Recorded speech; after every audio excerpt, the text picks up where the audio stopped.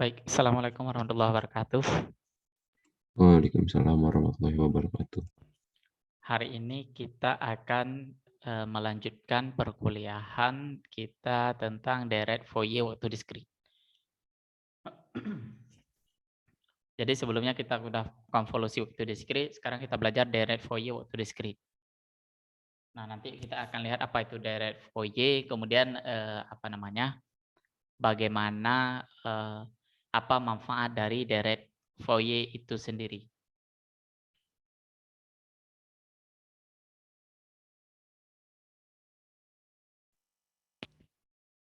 Jadi kita lihat dulu apa itu deret foye, ya.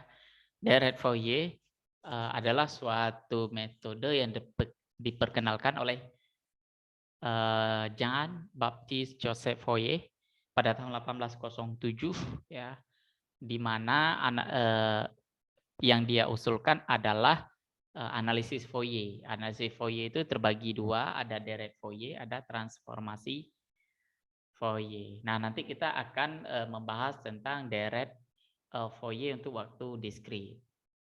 Nah, jadi prinsip dasar analisis Fourier itu ya adalah semua jenis sinyal dapat direpresentasikan sebagai penjumlahan atau integral dari sinyal sinusoidal.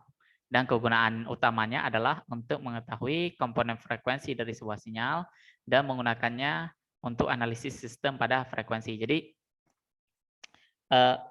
konsep Fourier itu, analisis Fourier itu ya, konsepnya itu adalah di semua sinyal itu bisa dibuat dari sinyal sinusoidal. Nah, cuman sinyalnya itu dari apakah penjumlahan antar sinyal sinusoidal atau sebuah sinyal sinusoidal yang diintegralkan.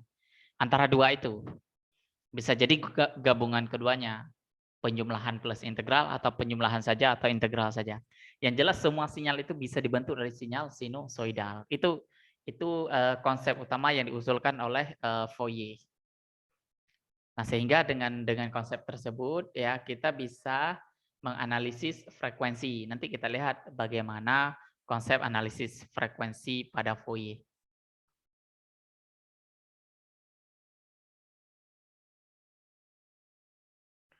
Nah, kenapa representasi Fourier diperlukan ya? Saya tadi sudah sebutkan setiap sinyal dapat dinyatakan sebagai penjumlahan atau integral dari sinyal sinusoidal.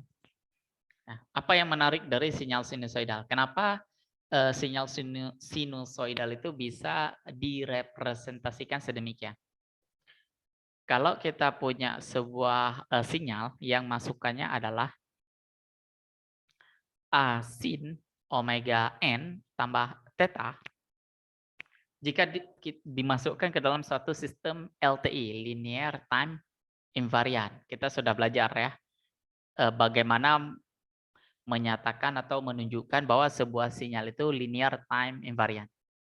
Jadi jika ya, suatu sinyal yaitu A sin omega n tambah theta dilewatkan atau diproses oleh sebuah sistem yang linear time invariant, maka hasilnya adalah B sin omega n tambah pi ya. Jadi kalau kita lihat yang berubah hanyalah amplitudo dan fasa. Jadi A jadi B, ya bagian amplitudo kemudian sudut fasanya berubah.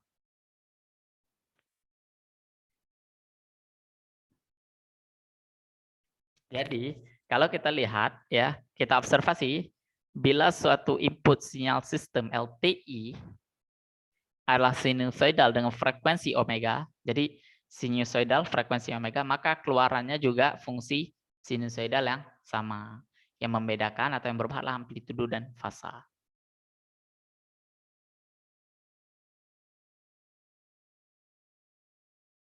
Nah, di sini analisis Fourier untuk sinyal waktu diskrit itu deret Fourier kalau sinyalnya periodik, transformasi Fourier kalau sinyalnya apriodik atau non periodik.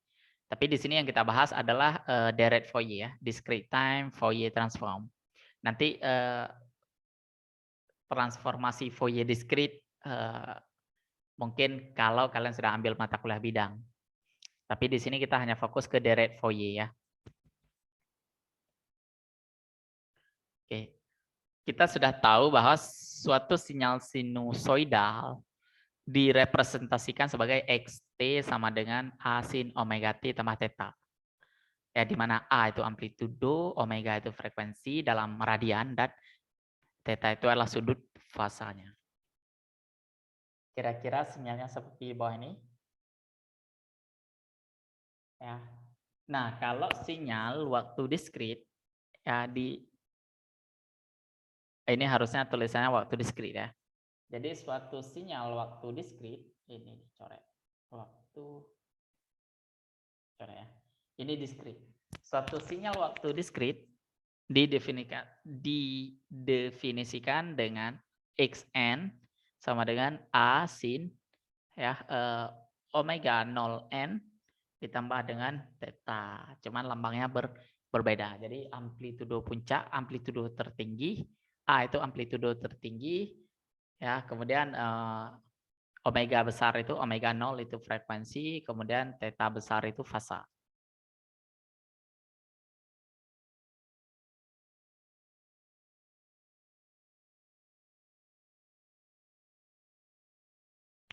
Nah, direct Fourier waktu diskrit, ya, sinyal periodik waktu diskrit xn dengan periode n mempunyai representasi. Yang pertama xn. Ya, xn ini representasi Fourier ya dari xn itu adalah sigma k mulai dari 0 sampai dengan n kurang 1 ck e pangkat j 2 pn kn. Oke. Jadi di situ ya yang berubah adalah n besar, k dan n kecil, sedangkan j, pi, 2 e pangkat itu tetap, dia tidak berubah. Yang berubah hanya n besar, n kecil dan k. Di mana koefisien Fourier CK. Jadi CK yang berwarna oranye itu di CK ini didefinisikan sebagai koefisien Fourier, maka CK sama dengan 1/n sigma n kecil mulai dari 0 sampai dengan n kurang 1 xn. Xn itu inputnya ya. E pangkat min j 2pi n besar, k dan n kecil. Nanti kita lihat contohnya. Jadi K itu kalau di sini 1, di sini juga 1. N kalau di sini 1, maka di sini 1. Kemudian N besar ini nanti kita tentukan dia N besarnya. Nanti kita pilih berapa maunya kita. Dan berapa bagusnya nanti kita lihat.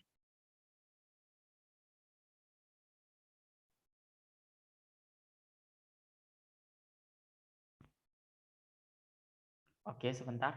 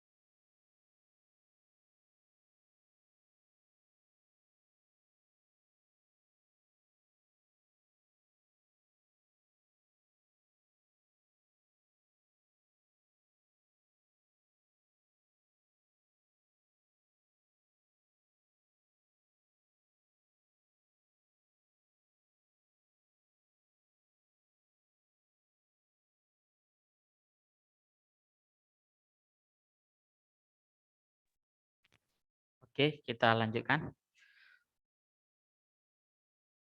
Nah, DTFS ini discrete time Fourier transform untuk sinyal sinusoidal ya. Sudah kita lihat kalau kita ingin menganalisis, menghasilkan persamaan Fourier-nya, maka kita gunakan persamaan yang ini. Kemudian dilakukan proses seriesnya adalah persamaan Fourier analisis. Nah, ide dasar analisis Fourier representasi sinyal sebagai penjumlahan atau integral sinyal sinusoidal. Di manakah sinyal sinusoidal dari representasi di atas? Ya. Dari sini pertanyaannya adalah dari sini, ya dari sini ini mana sinusoidalnya? Kok nggak muncul gitu ya? Nah, kalau kita ingat kembali pada saat mata kuliah aljabar linear dan variabel kompleks, kita belajar bilangan kompleks, ada yang namanya representasi Euler. Representasi Euler itu seperti ini. Jadi sebuah bilangan kompleks ya dapat direpresentasikan dalam bentuk Euler, yaitu E pangkat J theta sama dengan cos theta tambah J sin theta. Sudah belajar ya? Nah, dari situ maka dapat kita simpulkan bahwa ini adalah sinyal sinusoidal. Begitu juga dengan ini. Oke. Apa sinusoidal dari ini?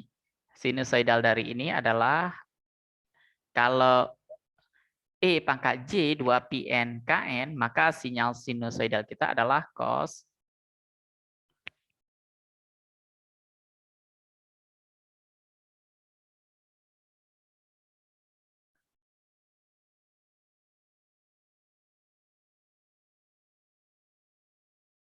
sinusoidal kita adalah cos ya, cos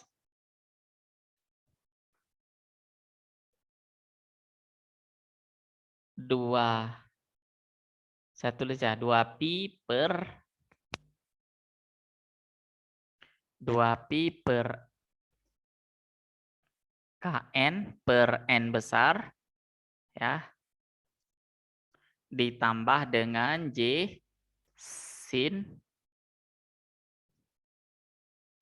2pi KN per N besar. Nah, dari sini sudah muncul yang namanya sinusoidal.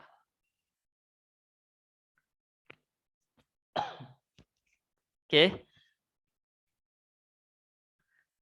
Nah, sehingga ini sudah ada ya, sudah tertulis di sini bahwa EJ 2pi per NKN maka cos 2pi NKN tambah J sin 2pi NKN.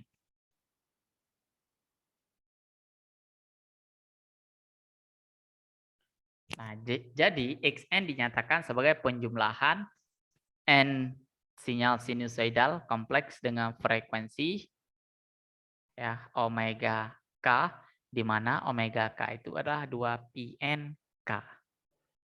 Nah, jadi kita anggap bahwa XN ini, kalau kita ambil yang ini ya, XN ini dia adalah penjumlahan ya, penjumlahan N buah sinyal sinusoidal. Kenapa N buah sinyal sinusoidal? Karena ini panjangnya sampai dengan N ya. Jadi yang menentukan panjangnya N. Dengan frekuensi omega K. Jadi 2pi per N besar kali K N kecil itu adalah frekuensinya. Dan omega K itu disebut frekuensi harmonik ke K.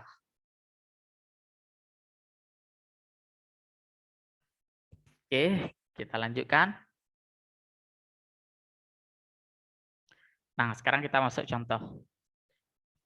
Tentukan deret Fourier dari sinyal periodik berikut ini. Jadi ada sinyal periodik ya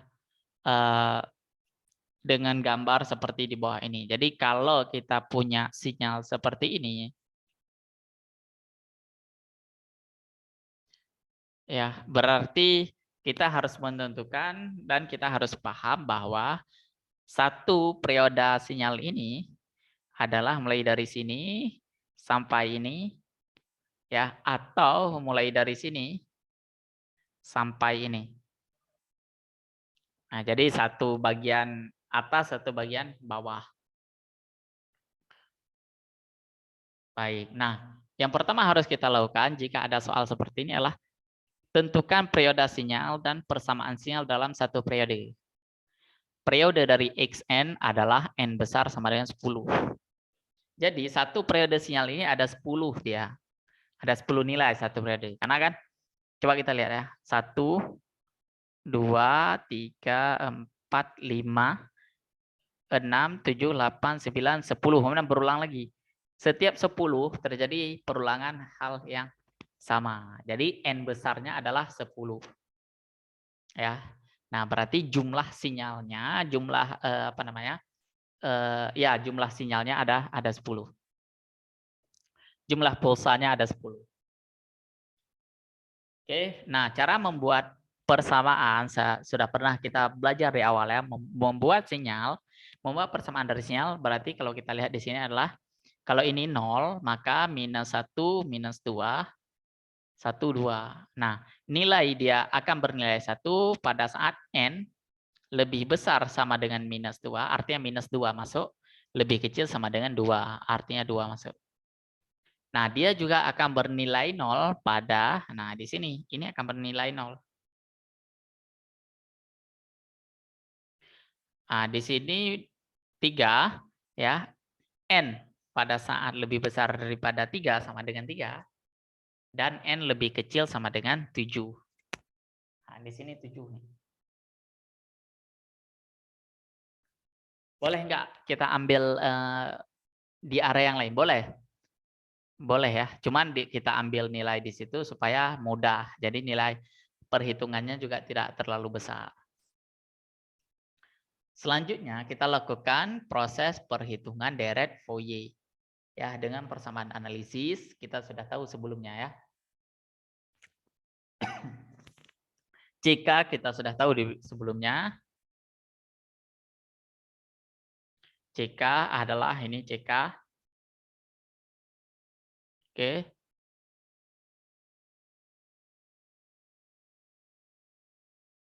Di mana rumus CK adalah 1/n, n sama dengan 0, n kecil sama dengan 0 sampai dengan n besar kurang 1 xn e pangkat j 2pn kn. Oke, di sini kita xn-nya punya dua persamaan. Ada dua bagian satu ini yang di atas, bagian 2 yang di bawah. Kita buat dulu bagian atas. Kita sudah ketahui ada 10 pulsa dari ya, ada 10 amplitudo, 1, 2, 3, 4, 5, sampai 10. Nah, kita pilih N besarnya 10. Jadi kalau sinyal pulsanya nanti ada 12 berarti kita pilih N12, N besar ya. Nah, N besar ya, XN kan bernilai 1 nilainya, nggak ada yang lain. 1, makanya di sini N antara minus 2 dan 2. Kita taruh N antara minus 2 dan 2. Ya. Kemudian 1 dikali dengan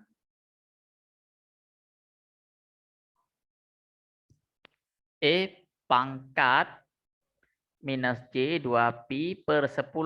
Tinggal masukkan aja nilai ke sini. N besar 10, K, N kecil. Oke. Selanjutnya.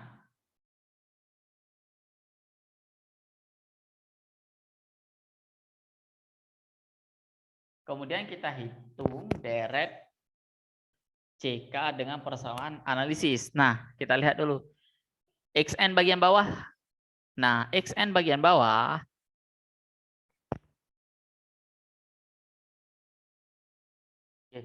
Tadi ini adalah XN bagian atas. Kalau XN bagian bawah,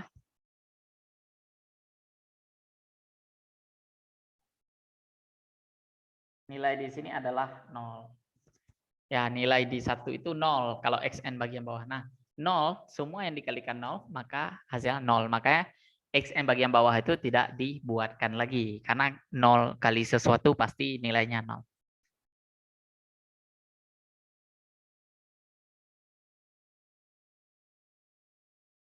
Nah, hitung koefisien deret Fourier dengan persamaan analisis. Jadi, CK sama dengan 1 per N.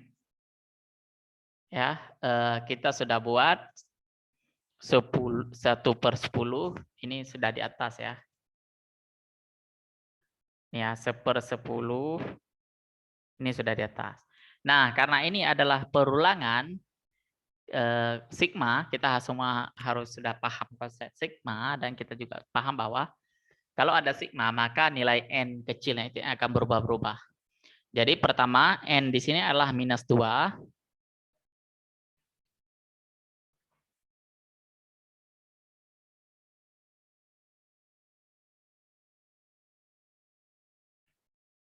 Ya, dimasukkan ke sini pertama karena N mulai dari -2, masukkan ke sini -2. Oke, -2. Berarti E min J 2pi K -2 per 10. Maka karena di ini anggap -2 di sini ya. Nah, minus kali minus maka jadi plus. Makanya di sini tinggal 2K. Kemudian minus di sini juga hilang. N kecilnya digantikan dengan -2. Ditambah dengan E pangkat J ya, 2pi per 10K kali N kecilnya diganti dengan -1. Di sini N kecilnya -1. Kemudian di sini di bagian ini diganti ya, N-nya itu adalah 0.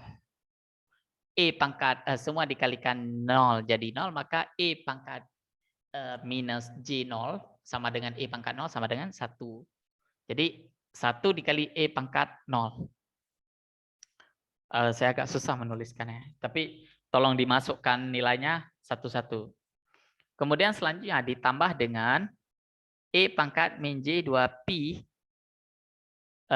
per 10K kali dengan N1.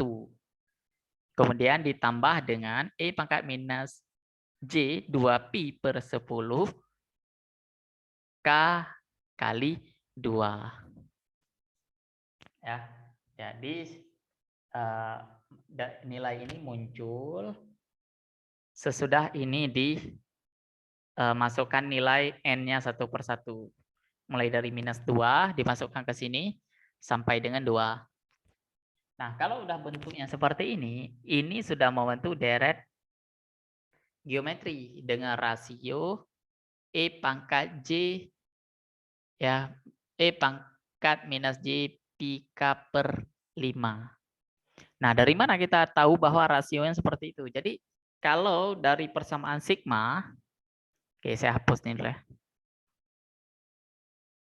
Kalau dari persamaan sigma seperti ini, kita bisa mengetahui bahwa kalian rumus deret geometri itu kita sudah tahu semua. A deret geometri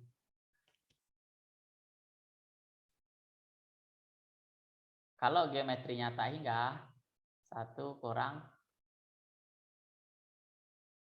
R. Itu kalau deret geometri tak hingga.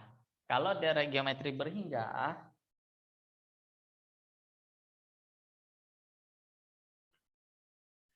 maka dia adalah apa ya? Saya lupa.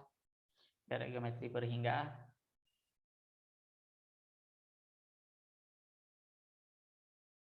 Nah, deret geometri berhingga adalah ya A dikali 1 dikurang R ya per 1 dikurang R.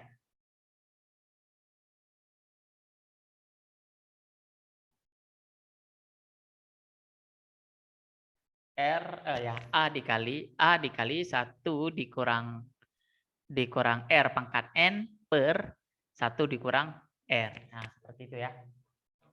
Tinggal disesuaikan aja. Oke. Di sini R-nya sudah dapat. R-nya sudah dapat yaitu deret geometri yang akan kita hitung itu ini ya. Nah, ini deret geometri. Nah, jumlah N deret geometri pertama adalah 1 adalah A dikali dengan 1 dikurang R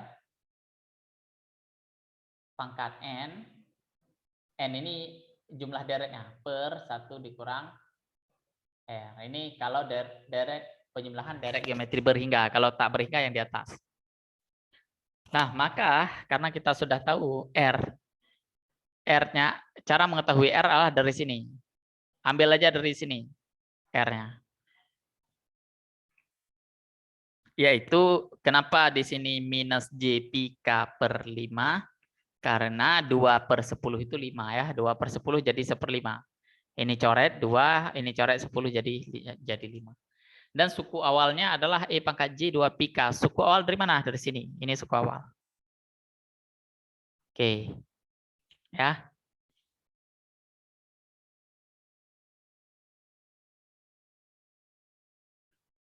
Nah, jadi sesudah kita lakukan proses penjumlahannya, sesudah kita jumlahkan hasilnya adalah 1/10. Ini A, 1 kurang karena dereknya 5, maka pangkat 5. Kalau dereknya 10, maka di sini pangkatnya 10, kemudian di sini 1 kurang R. Nah, kalau dilakukan analisis trigonometri, maka hasilnya seperti ini. Tapi kalau kalian nggak bawa ke sin juga boleh, cukup segini juga cukup. Ya, saya anggap benar waktu ujian nanti. Oke.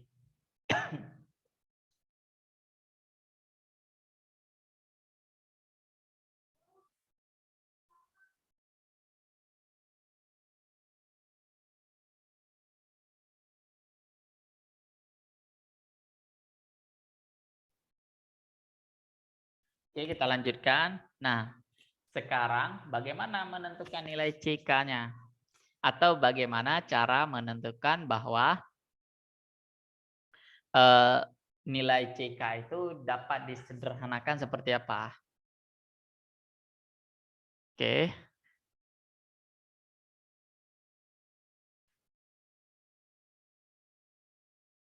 Untuk K, ya, K sama dengan 0, tinggal dimasukkan. Kalau K sama dengan 0, nah kita untuk mencari semua K, maka yang harus kita lakukan adalah K, masukkan di sini 0. Maka sin 0 adalah 0 ya, sin 0 adalah 0. Kemudian yang di bawah juga sin apa namanya? K-nya 0. Ya, atau bisa juga kita lakukan proses ini pembagian, yaitu ini coret pi per 2 ya dengan pi per 10, jadinya di sini ada 1/10 jadinya setengah ya, kemudian n, kemudian plus minus n. Nah, jika n-nya ya, jika n-nya itu oke, kita skip aja bagian ini. Jadi ini nanti coba kalian lihat. Saya nggak tahu kalian paham nggak dengan konsep bagaimana menguji K itu. Artinya kalian harus uji satu persatu. Minimal kalian harus dapat pola. Makanya saya skip aja. Minimal kalian harus dapat pola ini. Oke. Kita lanjutkan. Ini kita skip dulu ya. Nah, hasil derek Fourier pasti dia koefisien CK bersifat periodik dengan periode N. Jadi koefisien CK itu pasti dia akan periodik. Berapa periodenya? Periodenya N. Jadi perulangannya itu setiap N, setiap 10. Ini minus 10, puncaknya ke 10. Kemudian dari 0, puncak selanjutnya adalah 10. Jadi seperti itu terus akan berulang.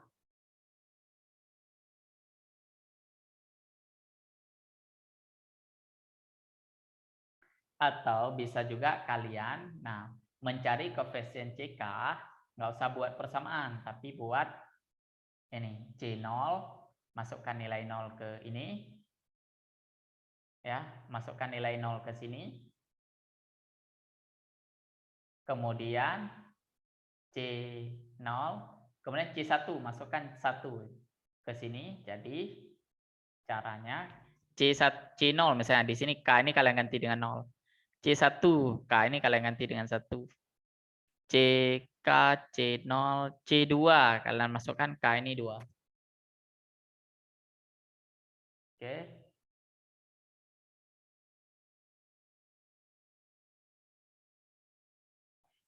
Kita coba lihat kalau CK-nya 0, C0, ya, C0, maka 1/10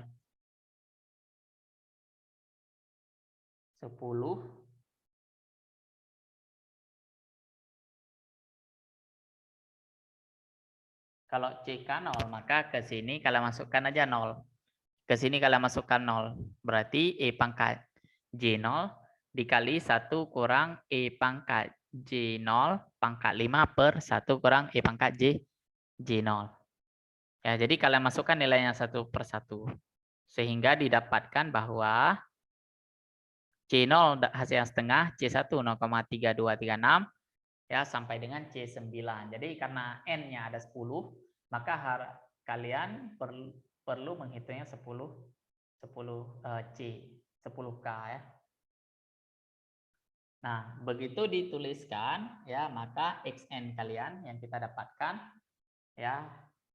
XN ini dari mana? Ini rumus yang kita pakai di sini. XN itu dari mana? Dari sini. Nah, ini XN-nya. Maka XN adalah CK kita sudah dapat. Ada 10 nilai CK.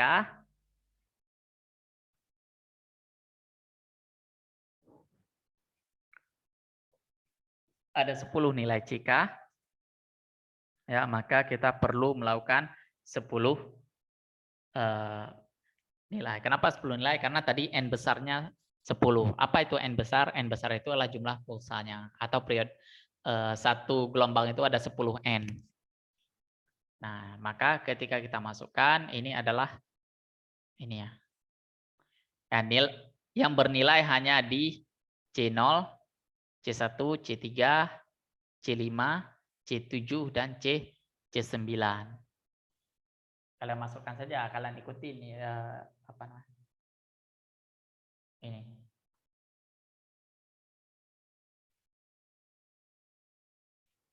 Oke, maka hasilnya adalah ini.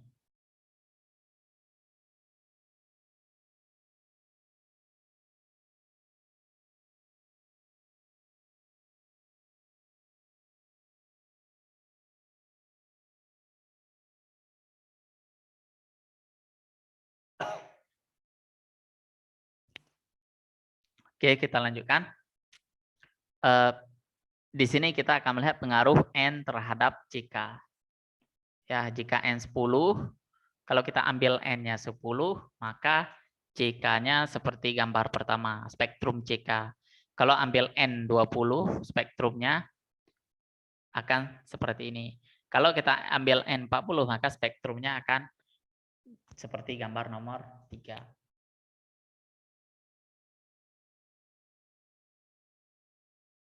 Oke. Nah, kalau kita ambil N tak hingga, maka akan membentuk sinyal sinusoidal. Jadi sinyal sinusoidal semakin besar nilai N, maka sinyalnya akan semakin tersambung ya. Nah, ini coba kalian latihan ya. Coba kalian latihan soal nomor 1 sampai nomor 3. Nggak perlu kalian kumpul, kalian coba masing-masing. Mungkin bisa soal nomor 2 kalian coba ya. Kalau soal nomor 1, nomor 3 agak sulit, coba dulu soal nomor 2. Kalau disebut dalam satu periode, berarti dia sebenarnya berulang-ulang terus. Cuman nilai satu periode seperti itu. Jadi 121, 121, 121, 0, 120 itu adalah satu periode. Nah, Sesudah itu berulang lagi 1210 120. Kemudian berulang lagi 1210 120. Begitu juga dengan X3 yaitu 1 kali sin pi n per 4. Nah, satu periode itu antara 0 sampai dengan 3. Sesudah itu 4 sampai 6 berulang lagi. 4 sampai 7 1 sin pi n per 4 lagi dan seterusnya. Oke. Ini kalian coba sebagai latihan.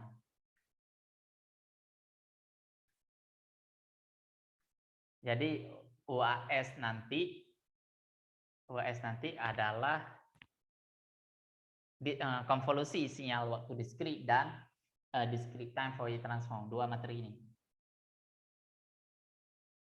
Saya lihat dulu ya, kapan finalnya? Tanggal 30 final ya. Minggu depan final. Materinya dua itu.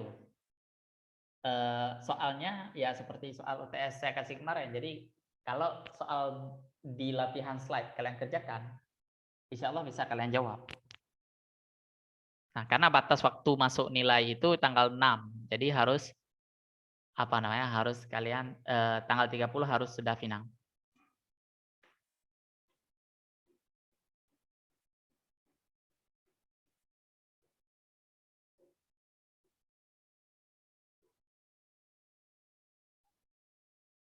Oh ya, kalian sudah saya bagikan praktikum. Berarti praktikum itu saya percepat tanggal 4 harus kumpul ya praktikum.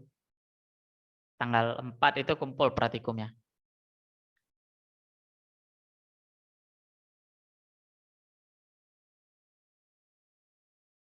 Oke, ada pertanyaan? Finalnya itu bulan ini atau bulan depan, Pak?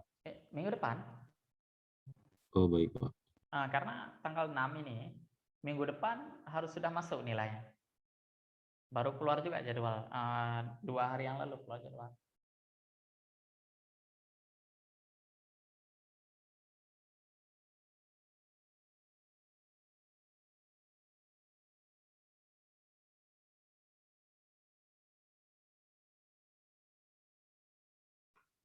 Oke, kalau nggak ada pertanyaan, ya ini latihan. Mudah-mudahan nanti kalau keluar soal bisa kalian jawab.